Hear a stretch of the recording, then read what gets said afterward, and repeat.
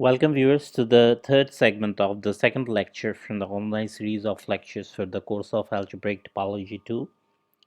In the previous segment, we defined a cone associated with a given simplicial complex.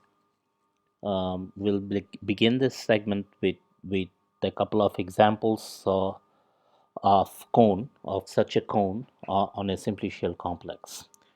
So let me give you the first example, which is the simplest possible example. If K sub sigma is the complex consisting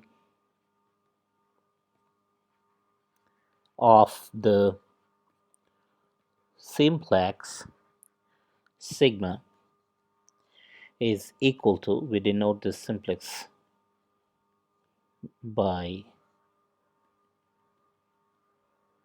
its vertices, okay, v0, v1 all the way up to vn, and its faces, okay. So K sub sigma is the complex that one gets out of a simplicial complex along with all its faces, okay. Then K sigma can be written as V0 star K sub S, where S is the face of sigma opposite to the vertex V0, opposite to V0. Let me give you the picture of uh, of of such a complex, which can be thought of as a cone on one of its faces. Say we have this tetrahedron.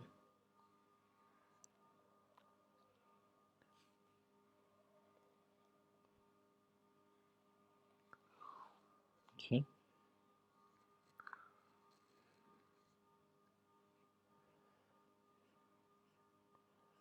This is the face.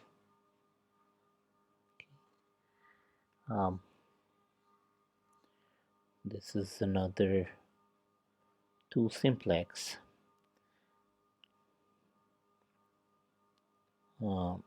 Forming a face of the given tetrahedron. Okay. This is another face which is located just opposite to this vertex V0. So there are four vertices here, V1, V2, V3. So this is figure 5, and the underlying simplex is a tetrahedron which has four vertices labeled by V0, V1, V2 and V3, and the face S, which is opposite to the vertex V0, is a two simplex denoted by V1, V2, V3, okay, and K sigma in this case. K sigma is the complex associated with this tetrahedron, okay, this is the complex K sigma, and K sigma is nothing but can be thought of as V0 star K sub S, okay. V0 is this vertex and K sub S is this complex, which is situated in the at the opposite end of V0, okay. So this way we see that any any any any simplex in positive dimension is a cone. Thus every simplex in positive dimension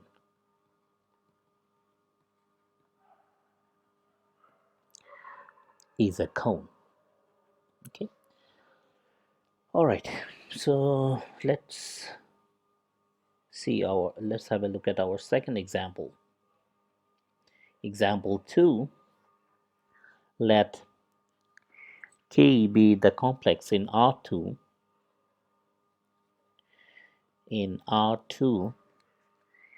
consisting of the intervals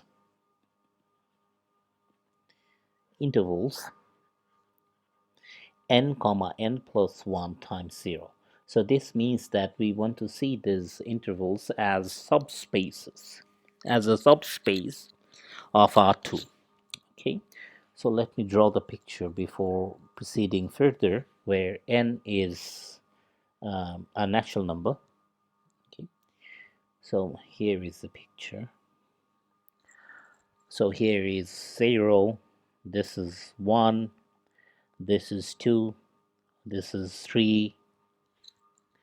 Okay, and to the left I have -1, then I have -2, then I have -3, and so on. Okay, so I put dots here that goes all the way up to negative infinity and to the positive infinity as well. Okay, so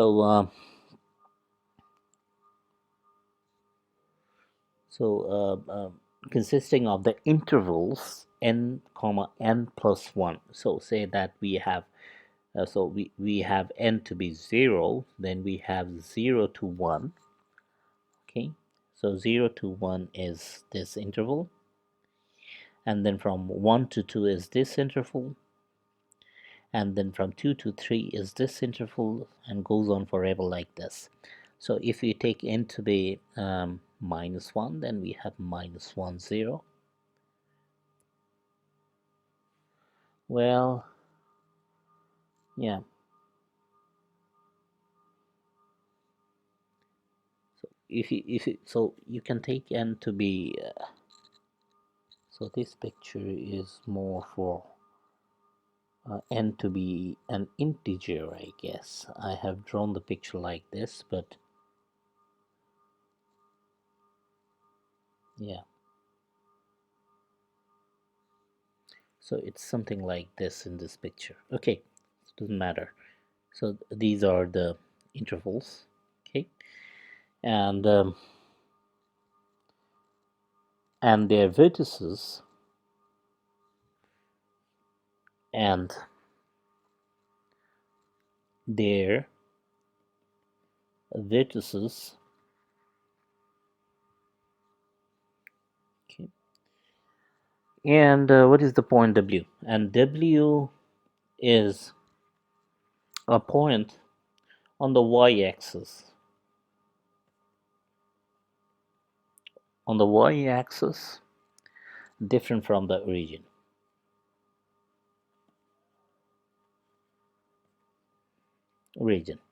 Okay, so it's say this is the y-axis, and W is a point located here on the positive y-axis, different from the origin, and then W star K. So this is K. So it's a one-dimensional infinite complex. It's not a finite complex, and W star K is the cone illustrated below here. So we gotta join all these vertices to the point W and form all these um, two simplices, and goes on forever to the positive direction and to the negative direction as well. If we take n to take if we choose n to take value in the set of integers in both the directions. Okay, so these are the two simplices here.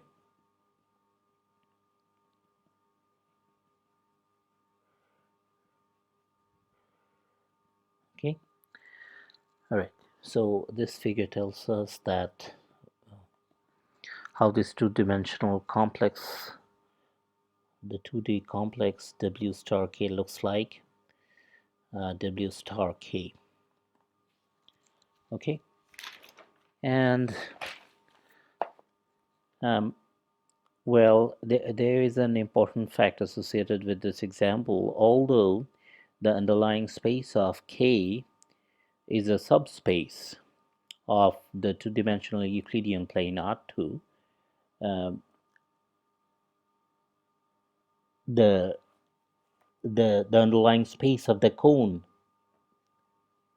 this guy, is not a subspace of R2. Okay, so this can be proven using a result. Okay, so I'm just writing the exercise number 9 from section 2. Okay, um, so you have to use this result to see that the underlying space of the cone in this example is not a subspace of R2, although the base of the cone is a subspace of R2. Okay.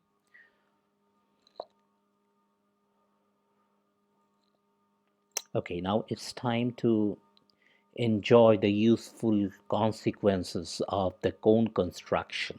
Okay, so now that we know what it means by cone and how we can form a cone out of a given simplicial complex and a given point in the in the in the generalized Euclidean space, uh, let me first state a lemma here quickly. Let U be a bounded convex. The set has to be convex and it has to be open as well. Convex open set in R to the n. Let W be a point in this convex open set U if K is a finite complex such that its underlying space is equal to um, the closure of U set minus U. Okay, so it's just the boundary of U bar. Okay, then the cone W star K is a finite complex such that its underlying space is just the closure of U. Okay. All right. I'm going to sketch the proof. I'm not going to the detail of the proof. It's a very easy. The proof is quite easy to be done. So let me draw a picture first. So say I have this hexagon again.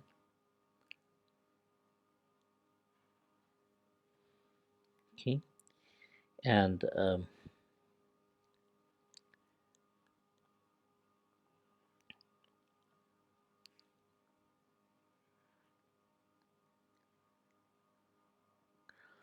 let's say this is W. This is um, um, this guy is so this is the complex K. Okay, this is a one-dimensional complex in this example,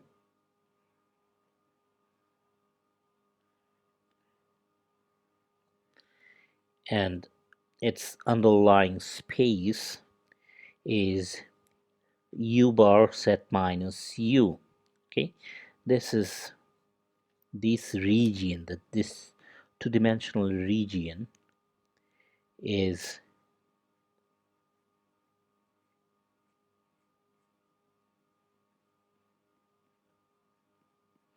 this two-dimensional region is the is u, the open set without the boundary. Okay, and the closure of u is everything, including the boundary. And this one-dimensional complex is the difference between these two sets, the closed set minus the open set. Okay, and the lemma tells us that the underlying space of the cone is everything, which is u bar.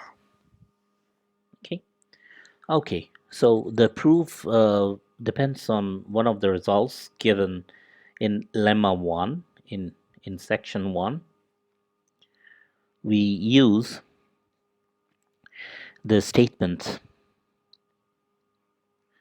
of lemma 1.1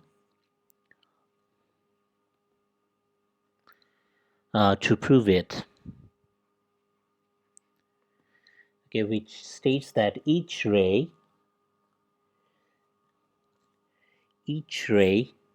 emanating from a, so in the framework of the statement of lemma 1, where you be a bounded convex open set in R to the n and all that. So in this setting, each ray emanating from W intersects the underlying space of K, which is a one-dimensional complex in this example. Okay, in precisely one point. Okay, which is guaranteed by the statement of lemma 1.1 in section 1. Okay, in precisely one point, and u bar, the closure of the open set, is the union of all the line segments. So this is one such line segment. Okay, so you take all these line segments and take the union of them. Okay, all these line segments, all the line segments joining W to points of the underlying space of K, which is the boundary in this case, in this picture. Okay, see this figure. This is figure 6. Okay, and the union of all this guy, the union of all such line segments, is nothing but uh, the underlying space of the cone that we immediately see from the picture. Okay, and which is also understood from the statement of lemma 1.1. Okay, so it's clear then that the underlying space of the cone is just u bar. Okay, all right, so I need to define something now, which is is a very useful bracket operation. um, so let me define it.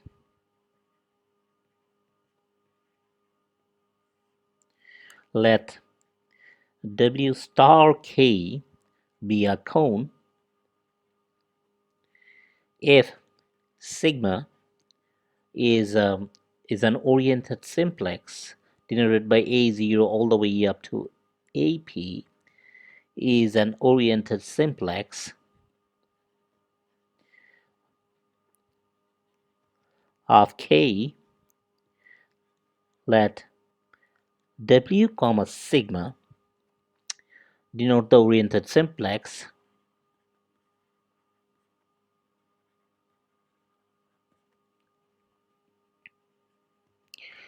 W comma A0 all the way up to AP. So if it's a P simplex, then this guy is a P plus 1 simplex. And if this is a simplex of the if this is an oriented simplex of the complex K, then this guy is a simplex, is an oriented simplex of the cone W star K, right? It follows from the definition of a cone. Um, it's useful to have a picture at this stage. So let us draw our old friend, a two-dimensional complex. We put orientation on this complex like this. It's a 2D complex, counterclockwise. Everything goes counterclockwise, okay? And this is the point W in R3, okay? So let us try to, so it's better to put the W in a convenient position like this, so that we have something like this. This is the tetrahedron, okay, a face of the cone.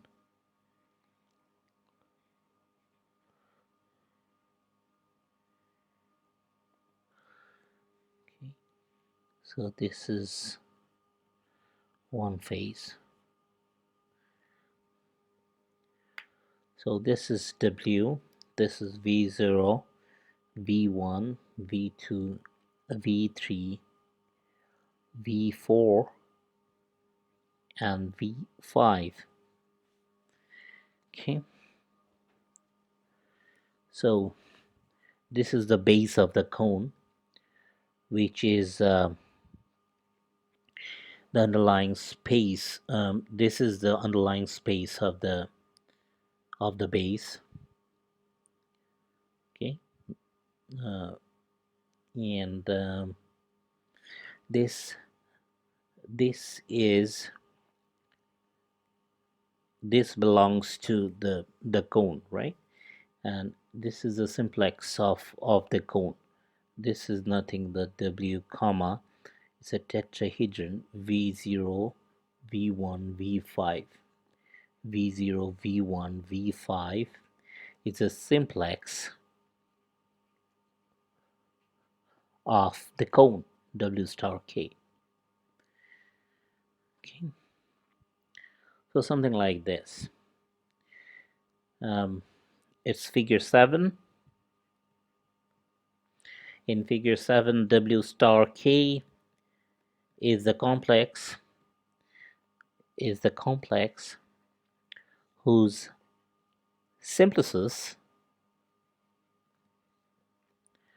are V0, V1, V5, right?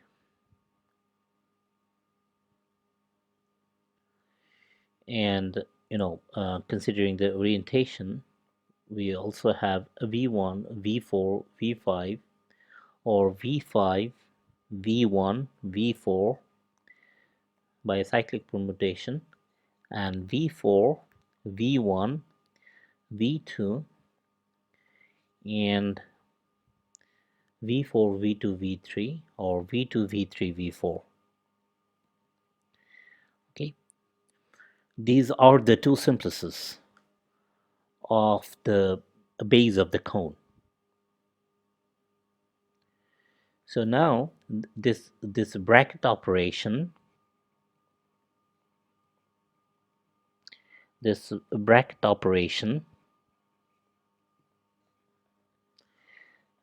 W comma sigma, where sigma is an oriented simplex of K, and at the same time, remember the abuse of notation, oriented simplex of K. uh, we denote the elementary chain corresponding to this simplex sigma by the same symbol. Okay, is an oriented simplex K, and remember, by the abuse of notation we denote the elementary chain corresponding to the simplex by sigma as well. Okay. Okay. So this bracket operation w comma sigma is well defined. Um, so if, what do we mean by well defined as? If Cp is equal to um, Ni sigma I, where I take all the sum over all the i's, uh, let this Cp is a p chain of K, is a p chain on K, where sigma I are the um, corresponding um, elementary p chains. Okay, corresponding to the p oriented p synthesis. Okay, good. So then we define the bracket operation as follows: define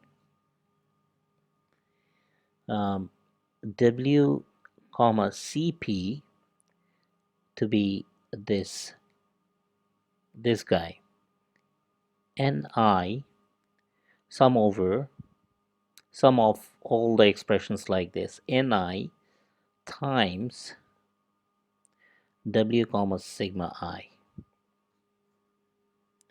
This is our equation number 9, which is a very important equation. We are going to use it on multiple occasions later, very soon. Okay, this bracket operation is a group homomorphism from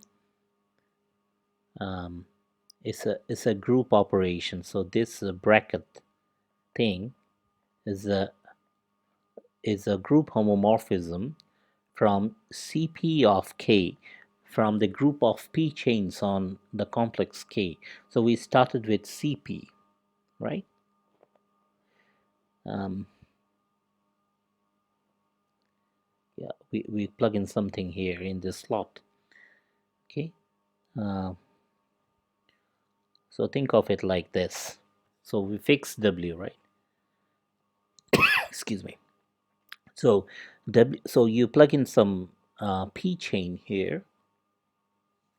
Okay, and what you end up with is p plus 1 chain in on the cone, right?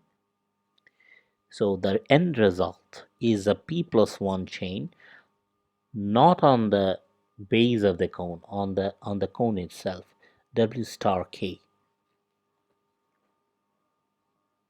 So look at this expression, the right hand side, this guy. What is this? It's a p plus 1 chain. Since sigma is a p chain on the complex K, therefore w comma sigma is a p plus 1 chain on the cone w star k. So it's easy to check that it's a group homomorphism from the group of p chains on the base of the cone to up to the p plus 1, the group of p plus 1 chain on the cone. So K is a complex, so is W star K. Okay. Um, okay, so I need space. So let me erase everything. Now, one sees that if sigma is an elementary zero chain,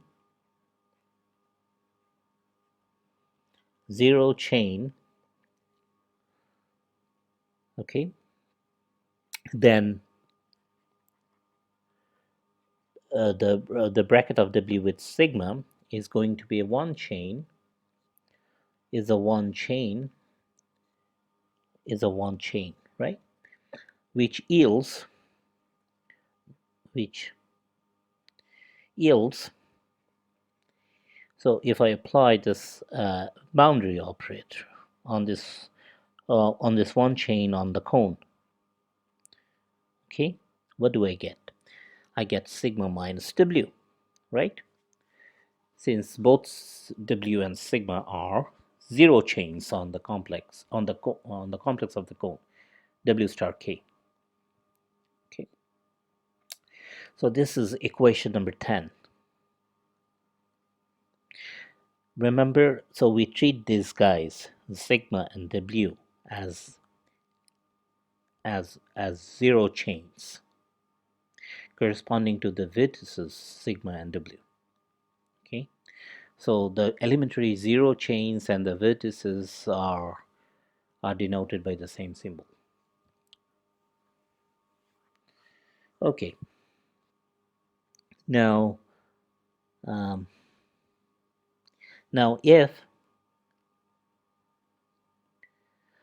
dimension of this uh, of sigma of the so so here we chose sigma to be elementary zero chains. Now the dimension of sigma is taken to be positive. Say dimension of sigma is p. All right, and we denote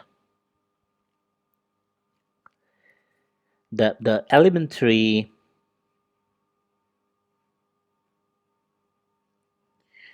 p chain corresponding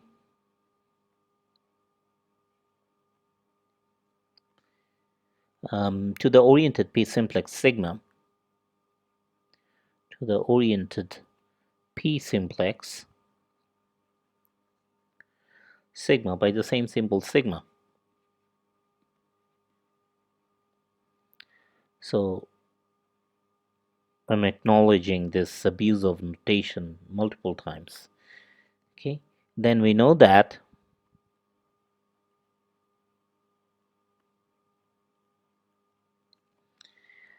um, from our knowledge of from the course of algebraic topology 1, we know that this guy is going to be a p minus 1 chain, right?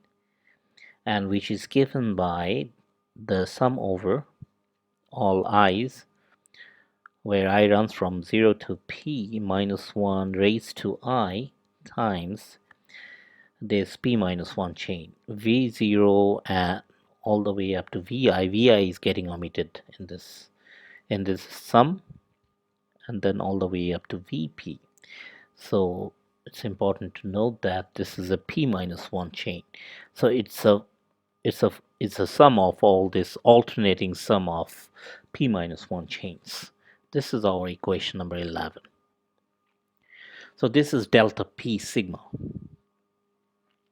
So the action of this boundary operator del p on a p chain gives us a p minus 1 chain, according to the formula 11. Okay, so that one now has the bracket of w minus sigma to be equal to the bracket of w comma sigma is, what is sigma? Sigma is a p chain, right? Elementary p chain. So sigma is nothing but this guy, v0 all the way up to vp, right?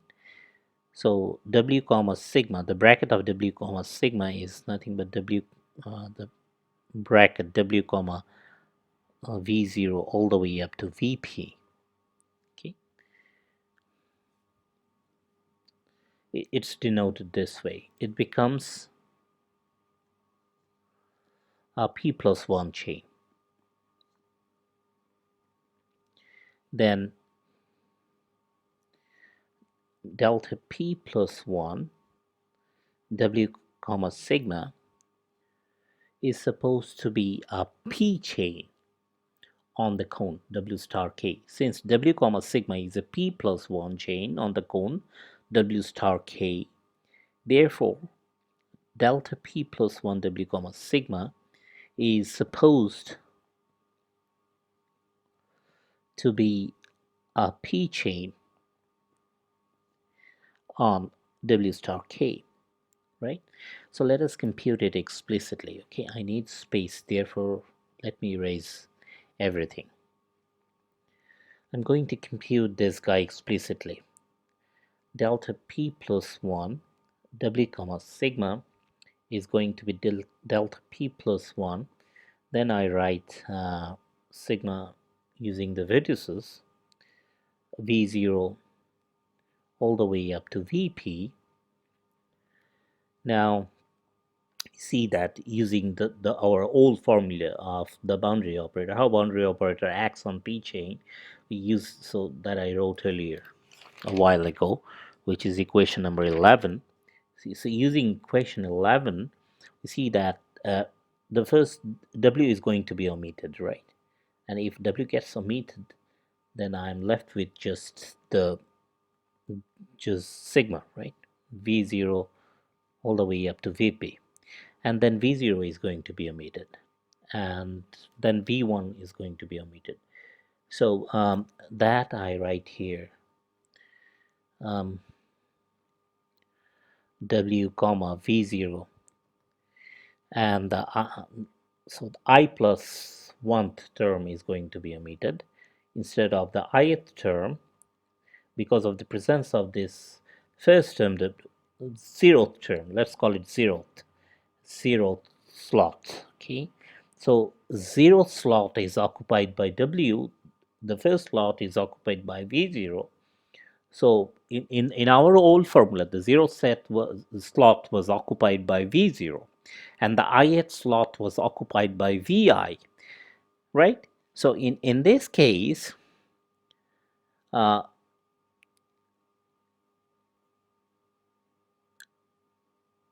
a v0 occurs not at the 0th slot.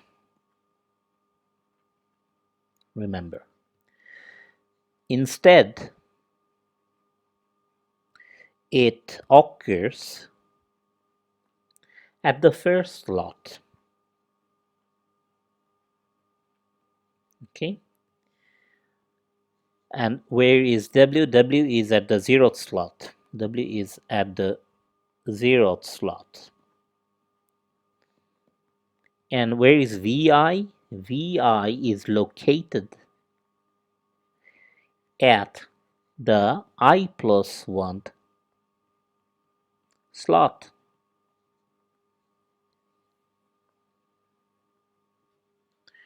Okay, so that is precisely the reason minus 1 is raised to not just I, but I plus 1. Okay, all right, so from which we see that we have this guy is sigma, and then we have, so now we use the definition of this bracket operation.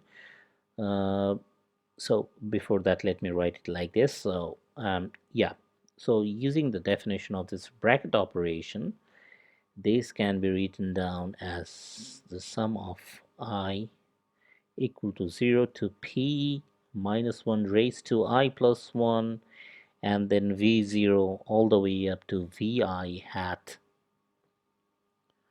right? This, so I'm rewriting this part like this using the definition of the bracket operation, and then a bracket by using the bracket operation given in 9. Yes, in equation number 9. Okay, so now you see that in our old formula we had minus 1 raised to I, so we can get rid of this plus 1 by putting an additional minus sign here, so that it looks like finally as this sigma minus the bracket between W and del P sigma using 11.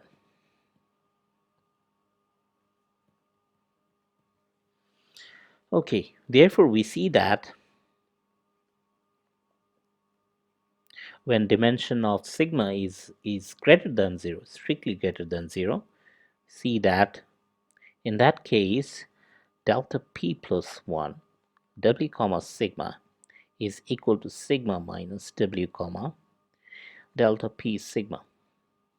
This is the case when dimension of sigma is strictly positive. This is our equation number 12. Now we generalize our formula to any chains, not just elementary chains. Okay, let me do it now. Get rid of everything. And before that, remember that we can write any zero chain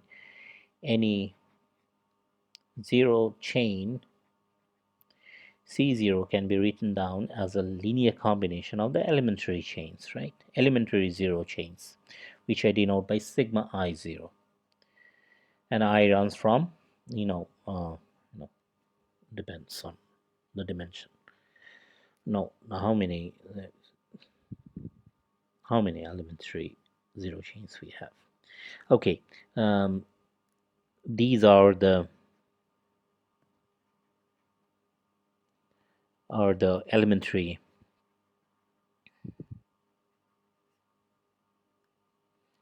zero chains. Okay,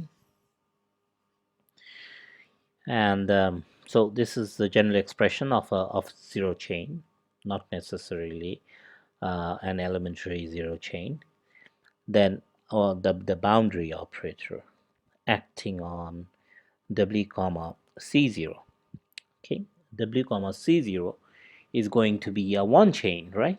One chain on the cone, and this is delta 1 W comma, and then I write C0 as a linear combination of this elementary zero chains, Ni sigma I0 I, okay, and then a delta 1. Then I use the definition of this bracket operation again, equation number 9, to write it as Ni, sum of all the expressions like Ni bracket W sigma I0 bracket closed, okay, using 9, and then it gives us sum of all the expressions like Ni times del 1 W comma sigma I0, since delta 1 is a group homomorphism from in this case, the one chain uh, on the cone W star K to zero chain on the cone W star K. Okay, this guy is a group homomorphism.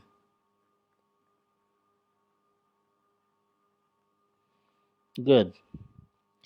Now at this stage I write it as, okay, now equation number 10 tells us the story when the story for elementary zero chains. Okay, and using that we rewrite it as the difference between these two elementary to these zero chains, the difference between these two zero chains. This is by using 10. Okay, so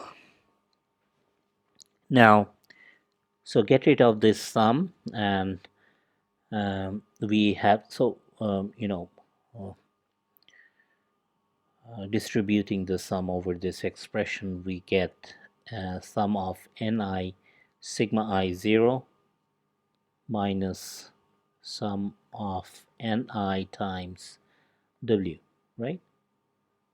So remember this augmentation map, which was a map from, for the case of the cone, it's going to be from the group of zero chains on the cone w star k to the group of integers, right? Such that epsilon of z0 is going to be epsilon of sum of n, sum of all these expressions ni times sigma I 0, and sum is taken over, summed over all I is equal to, you know um, epsilon was defined this way. I know epsilon acting on elementary zero chains are all one, so this is just sum of all the ni's. So from this, this is our C0, the zero chain that we started with, and minus this is epsilon, um, epsilon of C0, right, times W. This is equation number 13.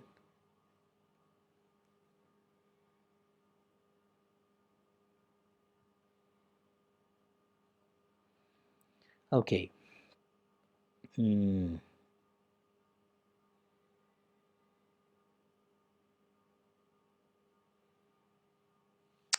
Okay. Hmm. Now, when CP is a P chain on the base K, that is, we write CP as sum of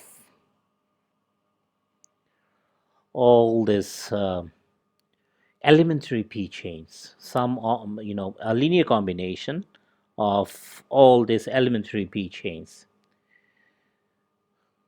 Okay.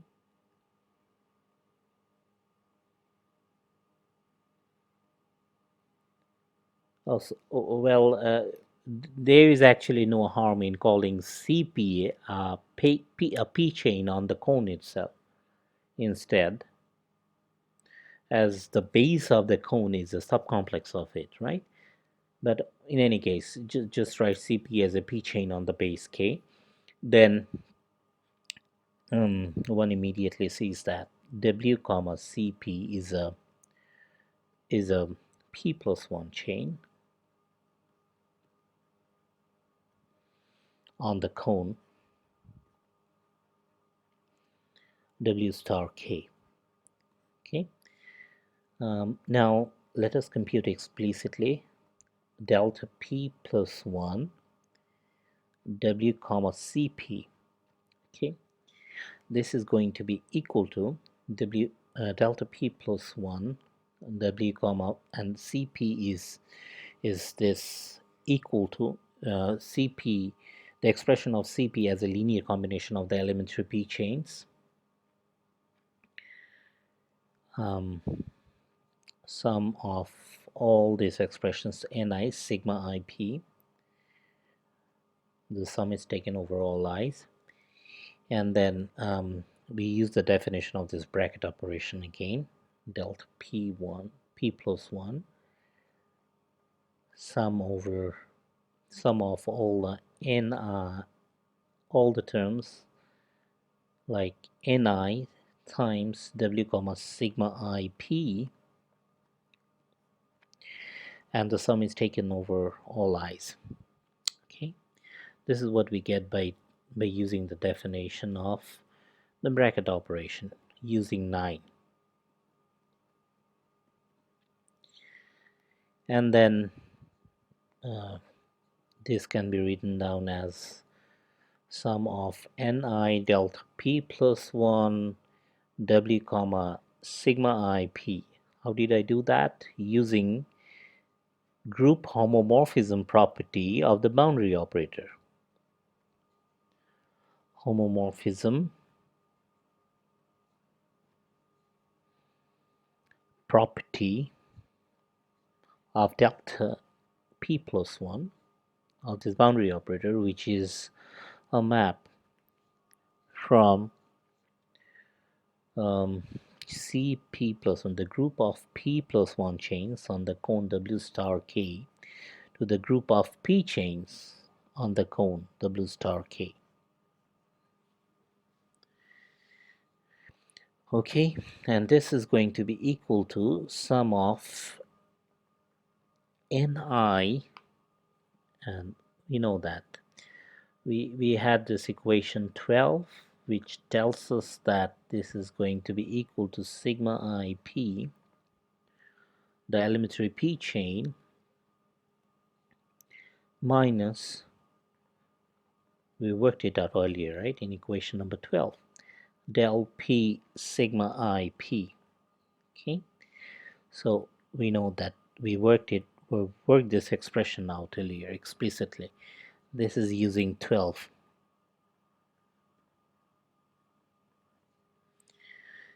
And now distribute the sum over this expression, and we get sum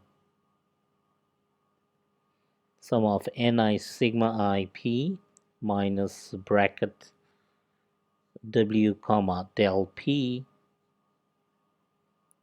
sum of ni sigma ip.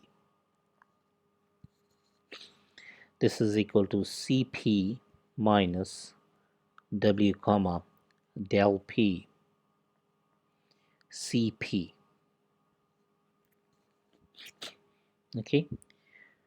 Okay, therefore we have just deduced that when Cp is a p chain on K,